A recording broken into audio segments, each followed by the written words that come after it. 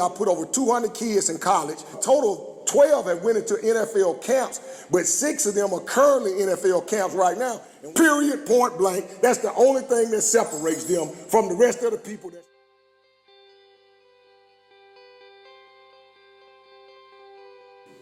I'm about to give you 408 reasons why you have to fail to succeed. Okay, I'm gonna say it again because somebody's gonna get lost. I'm gonna give you 408 reasons why you have to embrace the failure in order to succeed.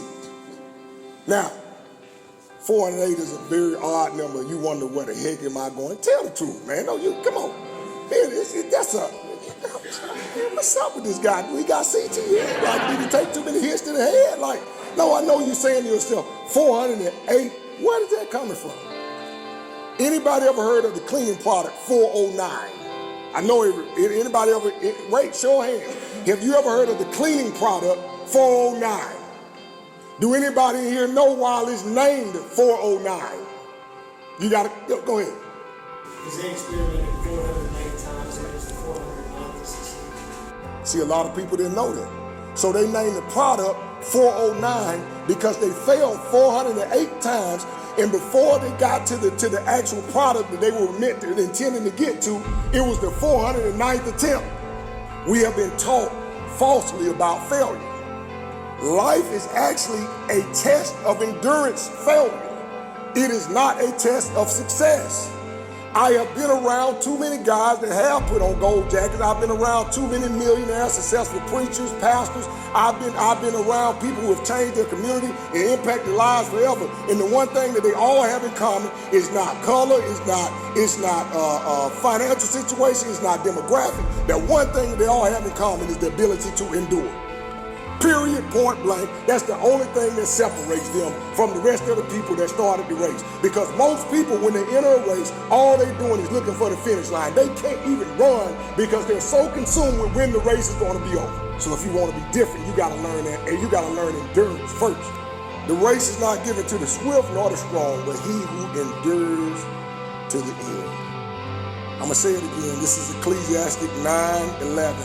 It says the race is not given to the swift nor the strong, but he who endures to the end. It didn't say who was winning at one point. It didn't say who had the most talent. Guys, it didn't say who was 6'5" with a 40-inch vertical will win. It didn't say none of that. It said he who can endure to the end. Life is all about endurance. It has nothing to do with talent. This is why a lot of people come to me. I've been in this business now 11 years. I put over 200 kids in college. Total 12 have went into NFL camps, but 6 of them are currently NFL camps right now. And one thing make Coach Otis very different than most people is I don't go and train a kid for 2 days and throw my name behind him. When I tell you I trained these 12, most of these kids came to me 8th, 9th grade with a dream, and we went to work. This ain't no Instagram deal, or this ain't no. When I tell you, we work. I had Jameis Winston before he had one offer. We have been taught athleticism, intelligence, size, speed, birthright, etc. are the things that make people different. Those are what you call tangibles. But it's the intangibles that I look for when I look for applicants. People say, Otis, man, what's your formula? Man, the first thing I look for is fight. Because a lot of times what you find out with a lot of kids, is sad to say, most kids have been trained to be bigger, faster, stronger quitters. So when it gets tough, you just don't have the endurance gene. You got the ability gene, but you just don't have the endurance gene.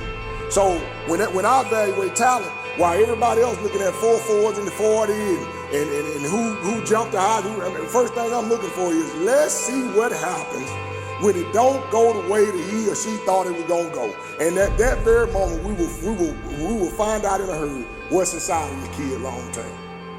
Now I'm gonna go over 3 ways that y'all to embrace failure and still win. The first thing you have to do if you want to embrace failure, as those guys did with their 408 attempts, the first thing you got to be willing to do is identify the intangible talent that you have. My intangible talent was my ability to endure. I knew in every camp I went into, there was going to be somebody a little taller, a little bigger, a little faster, a little more talented. But the one thing I knew is I could outlast them. I knew if I could just make it through the first 2 or 3 days, you'll do something crazy. You'll not know your playbook. You'll show up late. You'll hang out too long at the club. You'll not be the early morning breakfast when they tell you to. You'll do something, and I'll be right there waiting in the wings. The first thing you got to do is identify, young people. You got to identify the intangible talent that you have that makes you different. That's the first phase to winning, even in the midst of failure. The second phase, this is the hard part for most people. You have to find a sparring partner. You have to find a couple of sparring partners. All right? What are you talking about? Floyd Mayweather went 50-0. He would have about 5 sparring partners that would come in. They would be of all weights, all shapes, all sizes. And the goal was they made about $10,000 per sparring that they did with him. But the goal was with Floyd was, when he was in training camp, was in order for them to make their money, they had to push him. And if at any point they got tired or they gave up, he put them out the ring. The only way you could get paid, you had to finish the deal. And watch this, coach, this what made him different. A lot of times he would fight 3 or 4 of them in one day, so he would see 3 or 4 different styles. He would spar with them. And you say, well, okay then, what do you mean by sparring in life? Life is a fight, so you gotta find some people to spar with. A lot of y'all like to be around people that make you feel good and feel comfortable. You gotta find somebody who will spar with you. Those people that are around you that will fight you about you. Meaning, if we make a goal, if you two make a goal that, hey man, we're gonna play D1 football, and you go out there and lay down, that's the first guy to run you instead of telling you everything you wanna hear. Man, this ain't what we signed up for. You're not doing what me and you, the goal me and you set. You got to identify sparring partners. And sometimes your sparring partner might not be your friend. It might be another guy on the team that you and him may have a little chip on your shoulder against each other, but it's like a love-hate relationship. You better go find that guy. You better get close to him, because that's the guy that got the other piece of your roadmap. You have got to find somebody to get you out your comfort zone, not your buddies that you joke and laugh with all the time. Now, it may be the same person, but a lot of times they're not the same people. You got to find a sparring partner. If you don't have no sparring partner, you're going to be unready for the fight. People think that they can play a game that was created to be physical, a game that was created to push you to your limits, and then they believe that you can do it without sparring. In order to knock somebody out, you got to be in range to get knocked out. You can get your head to clean off your body, and there's no nice way to prepare to go to Iraq. It's the preparation. The great drill sergeants in the military, the people that were the most hard, I guarantee they have the less casualties in war. When you call somebody in the military, they're like, oh man, I love my drill sergeant, man. We fun, he kicking it. We drink beers, and we hang out. You go, man, you going to Iraq, we might need to go and say a prayer. I'm just being honest. You might not be coming back, because we like comfort. And I'm telling you, I am yet to see anybody do anything of substance great in comfort. When James was in the 8th grade, I looked him in the eye and I said, boy, you special. You have something I never seen.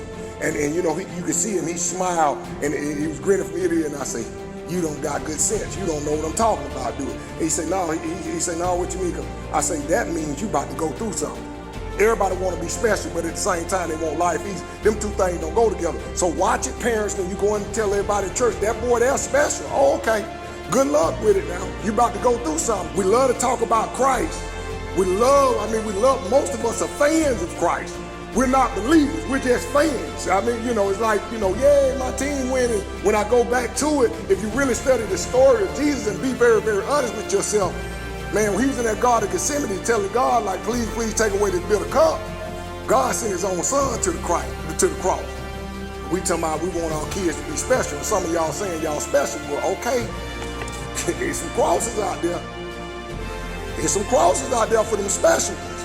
The third thing, find something great